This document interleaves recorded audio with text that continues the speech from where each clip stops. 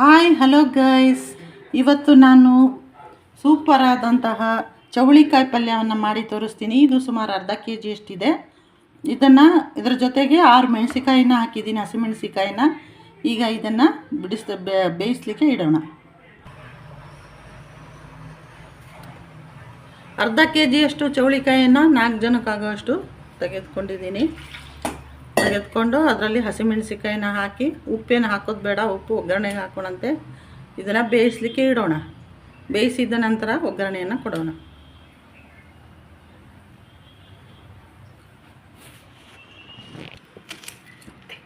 ಈ ಪಲ್ಯಕ್ಕೆ ಸಣ್ಣದಾಗಿ ಈ ರೀತಿ ಒಂದು ಈರುಳ್ಳಿಯನ್ನು ಹೆಚ್ಕೊತಾ ಇದ್ದೀನಿ. 1 ಟೊಮೊಟೊ ಹಾಕ್ತೀನಿ. ಅದನ್ನು ಈರುಳ್ಳಿಯನ್ನು ಹೆಚ್ಚಿದ ನಂತರ 1 ಟೊಮೊಟೊವನ್ನು ಸಣ್ಣದಾಗಿ ಕಟ್ ಮಾಡಿ ಇಟ್ಕೊಂಡಿದ್ದೀನಿ. ಸ್ವಲ್ಪ ಒಂದು ಅರ್ಧ ಉಪ್ಪಿನಲ್ಲಿ ಕಡಿಮೆ, ಅದರಲ್ಲೂ ಕಡಿಮೆನೇ ಕೊಬ್ಬರಿಯನ್ನು ಈ ರೀತಿ ತುರಿದಿಟ್ಕೊಂಡಿದ್ದೀನಿ ಒಗ್ಗರಣೆಗೆ ಹಾಕಲಿಕ್ಕೆ.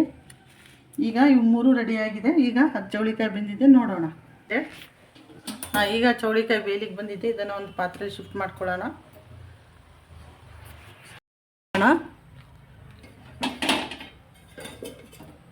ಸ್ವಲ್ಪ ಎಣ್ಣೆಯನ್ನು ಹಾಕೋಣ. ಜಾಸ್ತಿ ಬೇಡ, ಎಣ್ಣೆ ಸ್ವಲ್ಪ ಇದ್ದರೂ ನಡೆಯುತ್ತೆ, ಬೇಕಂದರೆ ಹಾಕ್ಕೊಳ್ಳಿ ನೀವು.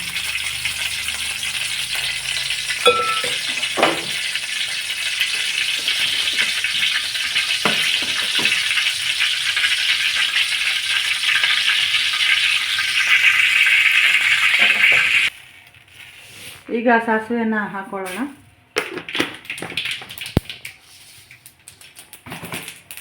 ಬನ್ನಿ, 10-15 ಎಲೆಯಷ್ಟು ಕರಿಬೇವನ್ನು ಹಾಕ್ಕೊಳ್ಳೋಣ.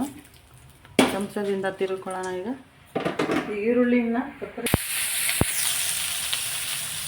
ಬೇಳೆ ಗಿಳೆ ಹಾಕ್ಕೋಬೋದು, ನಾನಿವತ್ತು ಹಾಕಿಲ್ಲ, ಇದರಲ್ಲಿ ಮಾಡಿಸಿದ್ದೀನಿ.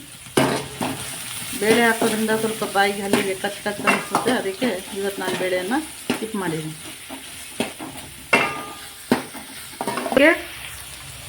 1 ಟೀ ಸ್ಪೂನಷ್ಟು ಉಪ್ಪನ್ನು ಹಾಕ್ತಾಯಿದ್ದೀನಿ, ಕೈಯಿಂದನೇ ಹಾಕ್ತಾಯಿದ್ದೀನಿ. ಈ ರೀತಿ ಕೆಂಪಗೆ ಹುರಿಯೋಣ. ತದನಂತರ ಕತ್ತರಿಸಿರ್ತಕ್ಕಂತಹ ಟೊಮೊಟೊನ ಹಾಕೋಣ.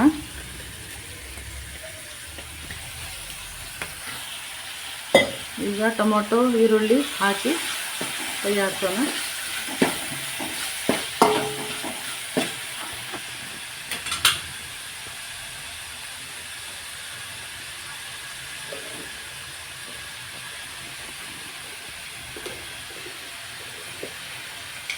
ಇದಕ್ಕೆ ಸ್ವಲ್ಪ ಹೌದಲ್ಲ, ಅರ್ಧ ಚಮಚಕ್ಕಿಂತ ಕಡಿಮೆ ಖಾರದ ಪುಡಿ.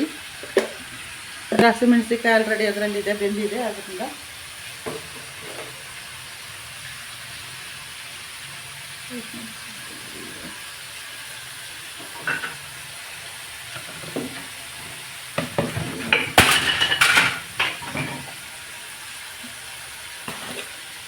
ಸ್ವಲ್ಪ ಅರಿಶಿನ ಪುಡಿ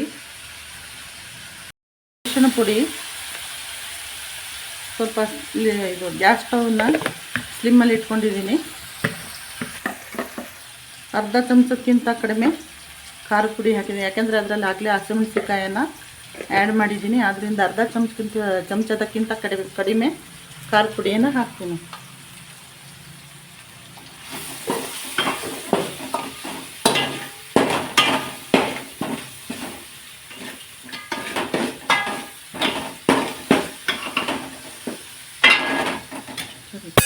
ಈಗ ಬೇಯಲಿ.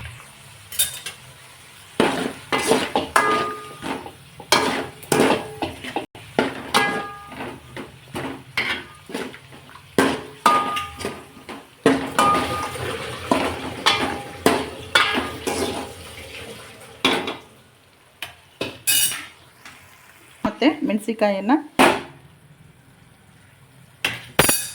ಹಾಕಿದ ನಂತರ, ಈ ಇಂಗ್ರೀಡಿಯೆಂಟ್ ಎಲ್ಲ ಹಾಕಿದ ನಂತರ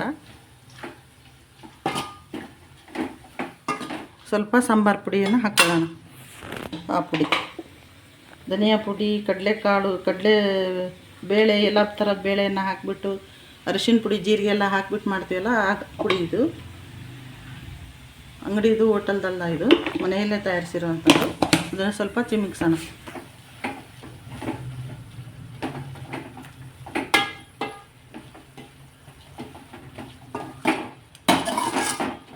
ಈ ಥರ ಬೇಯೋದಕ್ಕೆ ಬಿಡೋಣ. ಆಲ್ರೆಡಿ ಬೇಯ್ತಾ ಇದೆ, ಇನ್ನೂ ಸ್ವಲ್ಪ ಬೇಯಲಿ. ಆಮೇಲೆ ಕಡೆಯದಾಗಿ ಒಣ ಕೊಬ್ಬರಿಯನ್ನು ಹಾಕೋಣ. ಈ ಥರ ಬೇಯ್ತಾ ಬರ್ತಿದೆ. ಈಗ ಕೊಬ್ಬರಿಯನ್ನು ಸೇರಿಸೋಣ.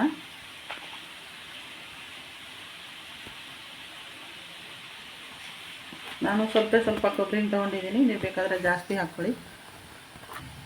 ಆಮೇಲೆ ಕಡೆಯದಾಗಿ ಸಣ್ಣಗೆ ಕತ್ತರಿಸಿರ್ತಕ್ಕಂತಹ ಕೊತ್ತಂಬರಿಯನ್ನು ಹಾಕ್ಕೊಳ್ಳೋಣ. ಸೇರಿಸಿ ಈ ರೀತಿ ಉದುರುದ್ರಾಗಿ ಮಾಡಿದ್ದೀನಿ. ನೀವು ಬೇಕಾದರೆ ಸ್ವಲ್ಪ ನೀರು ಹಾಕ್ಕೊಳ್ಳಿ. ಇದು ಸರಿಯಾಗಿ ಬಂದಿದೆ ಈಗ. ಬೇಕನ್ಸಿದ್ರೆ ಸ್ವಲ್ಪ ನೀರು ಹಾಕ್ಕೋಬೋದು. ನನಗೆ ಇದು ಉದುರಾಗಿ ಇರಲಿ ಅಂತೇಳಿ ಈ ಥರ ಮಾಡಿದ್ದೀನಿ ನೋಡಿ. ಈ ಥರ ಆಗಿದೆ.